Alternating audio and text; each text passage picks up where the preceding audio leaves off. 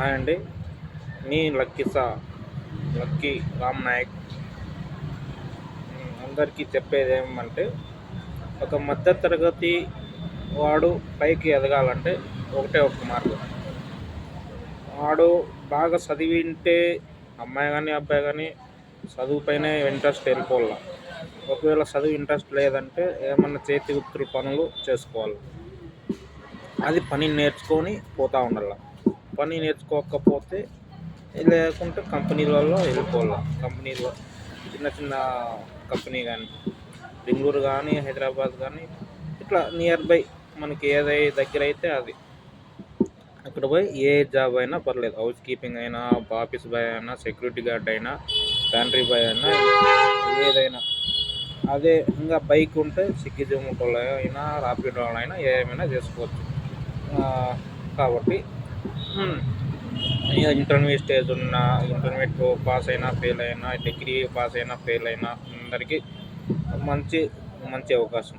ఇట్లా డబ్బులు సంపాదించుకుంటూ ఒక చీటీ రూపంలో సేవ్ చేసుకోవచ్చు. లేకపోతే పోస్ట్ ఆఫీస్లో ఎంతో అంత నెలకు అంత కట్టడానికి ఒక వీలు పడేట్టుగా పక్కన తీసేయాలి.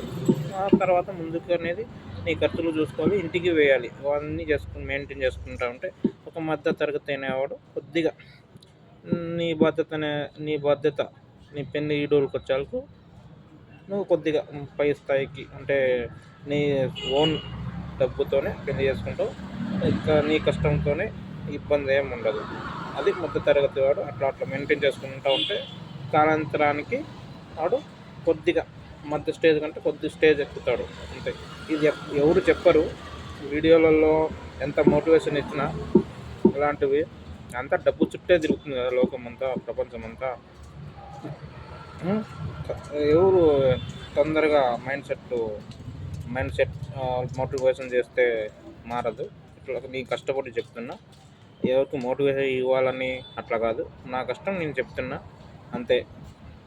ఇది లైక్ల కోసమో షేర్ల కోసమో కాదు. ఇది యూట్యూబ్లో చాలామందికి నా మాటలు రీచ్ కావాలి కదా, ఎంతోమంది చూస్తుంటారు అందరూ మన తెలుగు వాళ్ళకి.